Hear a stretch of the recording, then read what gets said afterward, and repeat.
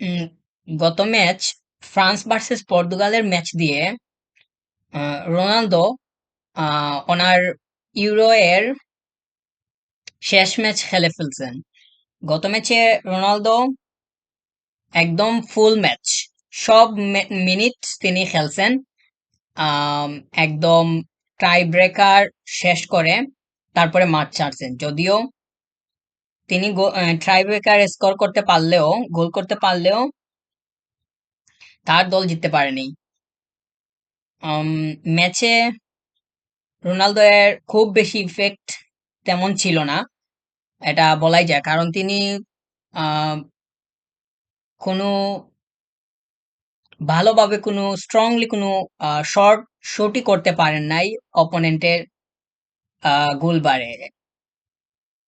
তবে তিনি যথেষ্ট অ্যাক্টিভিটি দেখিয়েছেন, যে বলের সাথে কানেক্টিভিটি বা পাসিং, একদম সামনে থেকে বেরিয়ে এসে, একদম অপোনেন্টের বক্স থেকে বেরিয়ে এসে, যদিও তিনি নাম্বার 9 রোল প্লে করছিলেন।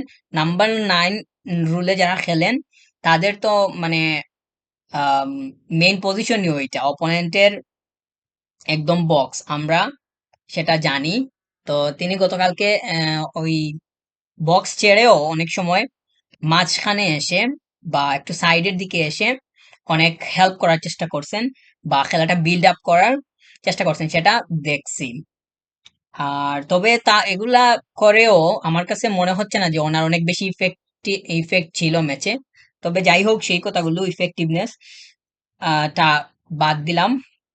পেনাল্টিতে তিনি স্কোর করতে পারছেন, কিন্তু আম, ফেলিক্স একটা মিক্স করছেন, অর্থাৎ পোস্টে লেগে আমরা দেখছি, পোস্টে লেগে ওটা ফিরে আসছে। তো ফিরে আসার কারণে উম, তারপরে পর্তুগাল আর ম্যাচে ফিরতে পারে নাই। ম্যাচে ফিরতে না পারার কারণে ফ্রান্স উইন হয়ে যায়, তারা সবগুলো স্কোর করতে পারছে।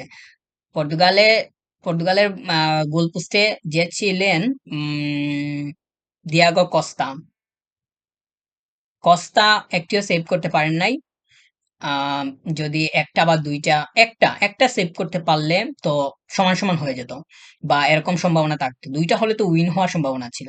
যাই হোক, তো উম, একদম ফলাফলটা হচ্ছে পর্তুগাল লুজ করছে, উইন হইছে ফ্রান্স।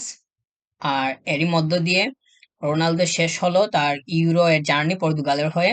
তিনি একটা মাত্র ইউরো জিতছেন 2016-এ ওই খেলাটাও আবার ফ্রান্সের সাথেই ছিল। তো একটা ইউরোই জিতছেন রোনালদো তার ক্যারিয়ারে 2016-এ। ওই ম্যাচ, ফাইনাল ম্যাচটা ফ্রান্সের এগেনস্টে ছিল। এরপরে তিনি আর কোনো ইউরো জিততে পারেন নাই। তো সবকিছুর পরে রোনালদো এর বিদায় হয়ে গেল। আহ তার জন্য শুভকামনা।